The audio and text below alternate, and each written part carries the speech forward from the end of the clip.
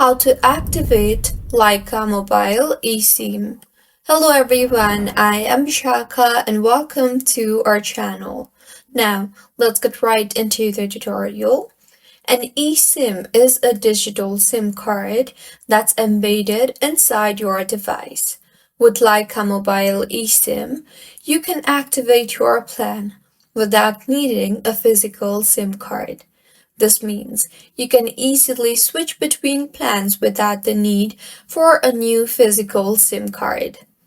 Now, to activate your eSIM, firstly, check if your smartphone is compatible with eSIM or not.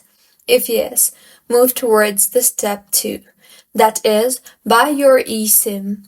Choose the plan that suits you the best and add your free UK eSIM card from our online store. Further, scan the QR code and follow the step-by-step instructions in the scan QR code sent to you in order to enable the eSIM. So, this is how you can enable Lycamobile eSIM. If you find this tutorial helpful, please like the video and do subscribe to our channel for more contents like this.